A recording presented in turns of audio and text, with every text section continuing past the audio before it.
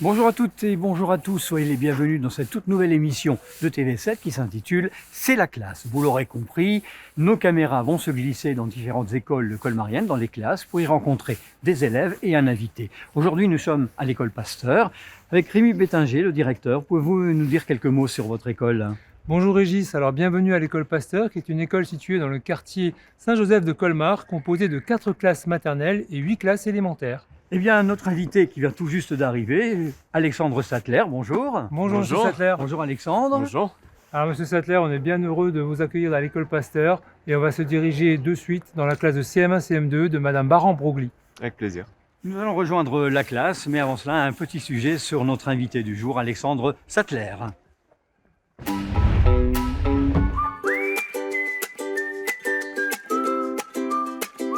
Bonjour, Alexandre Sattler.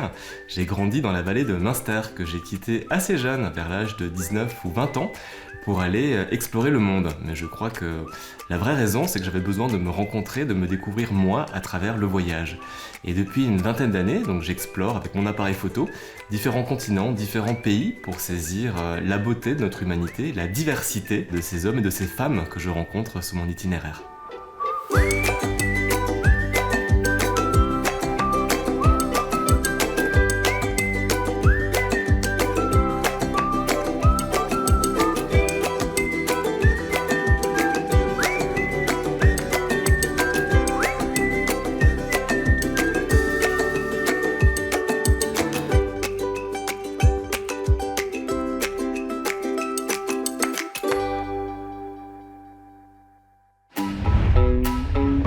Eh bien, nous voici dans la classe d'Élodie Baran-Broglie. Bonjour.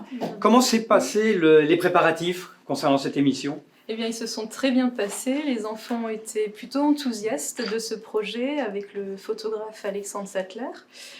On a travaillé aussi bien en lecture qu'en art visuel, qu'en histoire des arts sur le thème du voyage et des enfants dans le monde.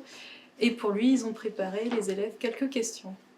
Eh bien, justement, nous allons accueillir notre invité. Je vous propose de rejoindre votre place. Et les enfants, je vous propose d'accueillir notre invité du jour, Alexandre Sattler. Bonjour. Bonjour. Bonjour, Alexandre, vous pouvez prendre place. Voici donc les élèves qui ont préparé des questions pour vous. Bonjour. Et la première question, eh bien, c'est Mariam qui va la poser. Mariam, la première question. Que vouliez-vous faire quand vous étiez petit ? Waouh, quand j'étais petit, déjà je regardais la télé, j'aimais lire les magazines comme Okapi, Astrapi, et je me régalais devant les images d'animaux. J'aimais bien tout ce qui était animaux sauvages de la savane en Afrique, et j'étais fasciné par ça. Donc quand j'étais petit, je crois que je rêvais de pouvoir moi aussi aller à la rencontre de ces animaux sauvages, mais aussi de ces peuples, parce qu'en regardant les documentaires à la télévision, j'aimais bien ceux qui m'emmenaient en voyage déjà, j'aimais ceux qui me montraient une réalité différente de la mienne, et j'aimais bien voir d'autres pays dans le monde à travers mon écran de télévision ou à travers les pages des magazines que je feuilletais. Donc je crois que si on m'avait posé la question, quand j'étais petit, j'aurais répondu que j'aurais bien aimé être reporter animalier. Ethan, Pourquoi avoir choisi photographe voyageur et pas photographe tout court ? Photographe voyageur et pas photographe tout court, très bonne question. Alors en fait, j'ai jamais choisi d'être photographe voyageur, je le suis devenu de par mon parcours de vie. Donc comme je te répondais, je sais plus ton prénom, redis-moi ton prénom ? Mariam. Donc comme je te répondais Mariam à ta question, quand j'étais enfant, je rêvais d'aller voir ce qui se passait ailleurs sur la planète. Et dès que j'ai pu, quand j'ai fini mes études, donc après l'école primaire, le collège et le lycée, dès que j'ai pu partir voyager, quand j'avais 18 ans, je me suis acheté un billet d'avion pour pouvoir partir explorer cette belle planète sur laquelle on vit tous aujourd'hui. Et donc en voyageant, j'ai découvert comment ça se passe dans d'autres pays, dans d'autres cultures. En rentrant en France, je n'ai eu qu'une envie, c'est de continuer à voyager. Et quand on voyage, ce qu'on veut, c'est souvent partager. Partager avec ses amis, partager avec ses parents, partager avec sa famille, ce qu'on a pu vivre à l'étranger. Et comment on fait pour partager ? J'ai commencé à prendre des photos à l'étranger et c'était pour moi un moyen de montrer ce que j'avais expérimenté comme réalité, comme rencontre à l'étranger. Et donc voilà, j'ai voyagé, j'ai commencé à prendre des photos, j'ai continué à voyager, j'ai toujours pris des photos et petit à petit, je suis devenu photographe voyageur. Voilà. Et j'ai choisi ça parce que c'était finalement le moyen qui me permettait de réaliser mon rêve d'enfant, de continuer à voyager, de continuer à explorer la planète. Voilà. Et les autres types de photographies, parce que c'est vrai que dans la photographie, on peut faire plein de choses. Il y en a qui font des photographies de mariage, d'autres qui font des photographies, peut-être les photos de classe que vous connaissez, d'autres qui vont faire des photos de recettes alimentaires, de cuisine. Il y a plein de domaines différents dans la photographie. Et c'est vrai que moi, ce qui m'intéressait vraiment, c'était avant la photo, c'était de voyager et de pouvoir partager les expériences de vie que j'avais à l'étranger. Qu'en portez-vous dans votre sac à dos et quel est votre matériel indispensable? Ce que j'emporte dans mon sac à dos est le matériel indispensable. Alors, j'aime bien être léger, pour pas avoir trop de poids dans mon dos. Donc je prends effectivement un sac à dos, tu as raison, je prends pas une valise avec des roulettes, je pars avec un sac. Ça me permet d'être plus mobile. Et souvent, quand on voyage, il n'y a pas forcément du goudron par terre pour tirer sa valise. Donc le sac à dos, ça permet d'aller dans les montagnes, monter, descendre, et c'est beaucoup plus pratique et confortable. Et ce que j'emporte dans mon sac à dos, j'emporte le minimum. Donc évidemment, l'essentiel, c'est mon appareil photo, parce que c'est mon outil de travail. Et le reste, c'est quelques vêtements en fonction du pays dans lequel je vais. Des vêtements froids si je pars en montagne dans l'Himalaya, des vêtements chauds si je pars dans les déserts du monde. Donc voilà, j'adapte mon sac en fonction du climat et j'emmène toujours avec moi un appareil photo et des tours de magie. J'aime bien aussi avoir des tours de magie parce que souvent quand on voyage, on va rencontrer des gens où on n'a pas forcément la même langue, qui ne parlent pas forcément le français ou l'anglais. Et donc ce que j'aime bien faire, c'est faire de la magie. Parce que la magie, c'est un langage universel. Si maintenant je fais disparaître quelque chose devant vous, vous le comprenez, il n'y a pas besoin des mots, il n'y a pas besoin de parler en français. Donc j'ai souvent des tours de magie et c'est aussi un moyen de créer un lien avec les enfants que je rencontre dans les différents pays. Voilà, donc de la magie, un appareil photo et un sac adapté au pays dans lequel je me rends. Et en termes de poids, ça fait à peu près combien? En termes de poids, on est déjà limité par l'avion souvent, parce qu'on est limité à 22 kg, 23 kg dans les soutes. Mais 22 ou 23 Dans le kg. sac à dos? Ouais, dans le sac à dos, mais c'est beaucoup. Donc, en général, j'ai un sac à dos de 10-12 kg. Et puis un sac à dos, un sac sur mon dos, puis un sac photo ici que j'ai en bandoulière pour emmener mon appareil et mes objectifs. Donc j'ai un sac de 10 kg et j'ai 2 ou 3 kg de matériel photographique pour pouvoir saisir cette diversité et cette beauté de l'humanité. Justement, Iliès, je crois, une question tout à fait intéressante.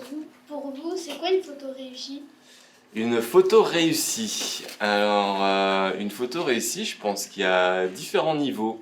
Elle peut peut-être être réussie pour moi, parce que ça a été une très belle rencontre, où j'ai beaucoup aimé partager quelque chose avec toi. On va passer un moment ensemble, on va faire une image avec une belle lumière.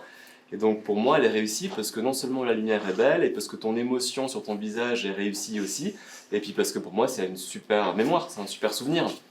Mais cette photo-là, peut-être qu'elle ne va pas parler à Elodie si je la montre à Elodie. Donc il y a des photos qui sont réussies pour moi, mais qui ne touchent pas Elodie parce qu'elle n'a pas vécu ce que j'ai vécu derrière. Mais il y a peut-être d'autres photos qui vont toucher quelqu'un qui sont réussies aussi. Donc pour moi, une vraie photo réussie, c'est quand elle va toucher la sensibilité d'une personne.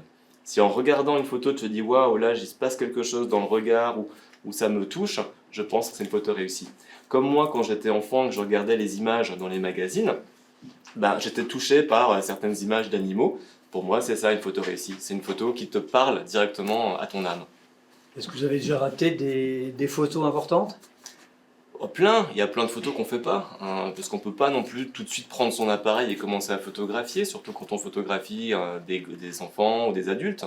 Il y a un côté intrusif. Si je viens comme ça avec mon gros appareil, tu peux avoir un peu peur. Donc il y a plein de photos que je ne fais pas et qui sont ratées, parce que ce n'était pas le moment, ce n'était pas le contexte. Je crois qu'il faut être à l'écoute. Quand on voyage, la première des choses, c'est d'être à l'écoute de l'autre et essayer de ressentir ce qui se passe autour de soi et pas vouloir absolument faire une photo. Donc il y a plein de photos qu'on ne fait pas. Ethan?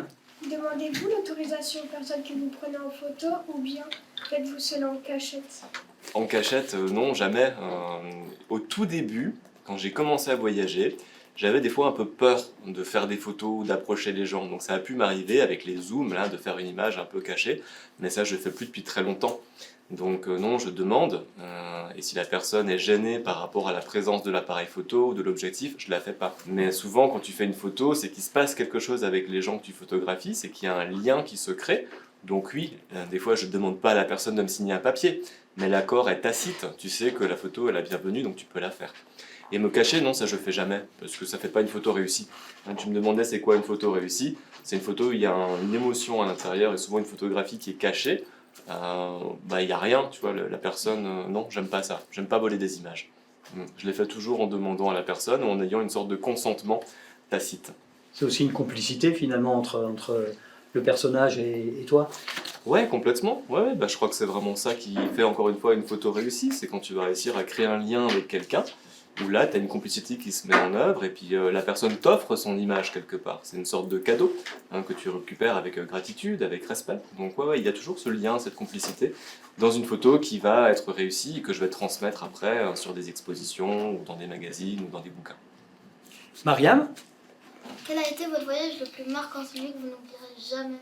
Le voyage que je n'oublierai jamais, alors il y en a plusieurs, chaque voyage a quelque chose d'unique, mais je pense que le premier voyage qu'on fait, c'est le plus fort.